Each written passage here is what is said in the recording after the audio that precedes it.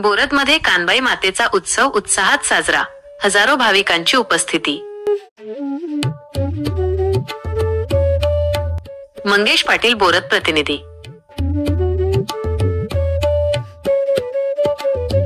तळोदा तालुक्यातील बोरद गावात रविवारी दिनांक जुलै 27 रोजी कानबाई मातेची मोठ्या उत्साहात स्थापना करण्यात आली। खानदेशाची नवसाला पावणारी लोकदेवता म्हणून ओळखल्या जाणाऱ्या कानबाई मातेच्या या उत्सवासाठी देश विदेशांतून नोकरी, शिक्षण किंवा व्यवसायानिमित्त बाहेर असलेले कुटुंबातील सदस्य एकत्र आले होते। सुमारे 15 ते 20 कानबाई मातेच्या मूर्तींची स्थापना करण्यात आली होती। श्रावण महिन्याच्या पहिल्या रविवारी कानबाई मातेच्या मुखवट्याची विधिवत स्थापना केली जाते। या निमित्ताने बोरद व परिसरात भाविकांच्या घरी कानबाई मातेची प्रतिष्ठापना करण्यात आली। महाराष्ट्रात, विशेषतः उत्तर महाराष्ट्रात कानबाई मातेची मोठ्या प्रमाणावर स्थापना केली जाते। काही ठिकाणी तिला सूर्यपत्नी, शिवपत्नी पार्वती, कृष्णाची राधा, तर काही ठिकाणी विठ्ठलाची रुक्मिणी मानले जाते।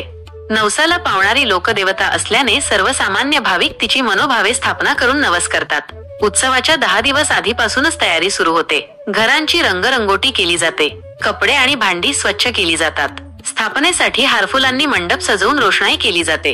कळशावर नारळ ठेवून त्यावर नथ, डोळे लावून किंवा देवीचा मुखवटा बसवून त्याला कानबाई मातेचे रूप दिले जाते।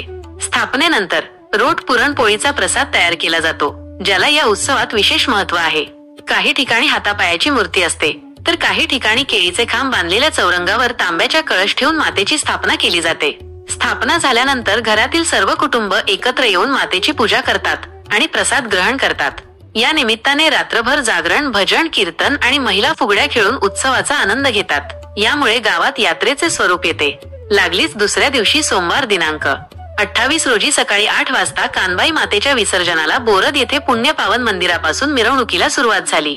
वाद्य वाजवत, नाचत गात निघालेल्या या भव्य मिरवणुकीचे रस्त्यात ठिकठिकाणी स्वागत आणि पूजन करण्यात आले। सकाळी 11 वाजता बोरद येथील बाजार परिसरातील गावविहिरीवर सर्व कानबाई माता एकत्र आल्या।